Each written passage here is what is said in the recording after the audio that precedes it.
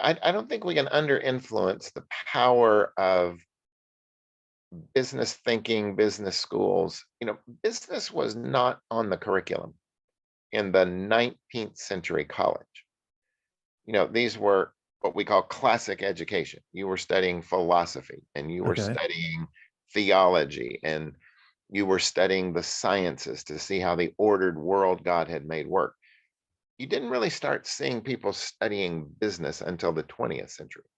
And not only the advent of the roaring 20s, but the advent of the organizational man, so to speak, allowed denominations to become much larger institutions.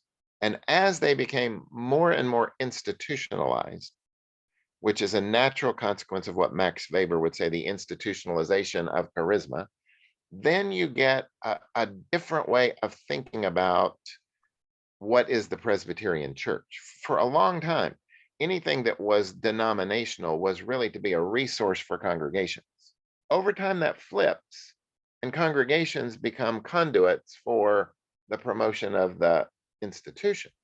And we get Mm, kind of confused. And so, if you just look at pure staffing, none of those presbyteries in the 19th century had a staff. They were just voluntary from the congregations serving each other. Then they began to hire staff. The denomination hires more staff.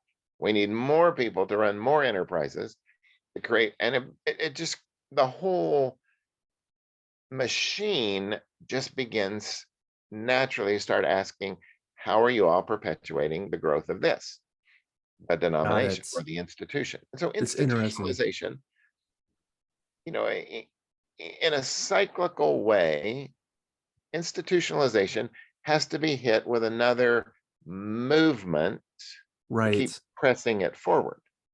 And if it doesn't re-engage with a movement, then it becomes much more fragile, much more brittle, much more, well, there's an old adage that you move from a movement to a monument, remembering how we used to do it, to a museum. Mm-hmm. Mm-hmm. And when you get to be a museum, remembering how it was, that's when the institution is really dying. Well, it's interesting because when you think about the denominations that when a movement actually presents itself back, it Right. usually rejects that. Well, it gets built-in systems to try to protect itself from such critters. And that's why, Hmm. you've seen some years as many as a denomination formed a week in North America. I mean, we're not doing that right this second. Now the rise of the independent church and the non-denominational church. Why do we Hmm. need those things?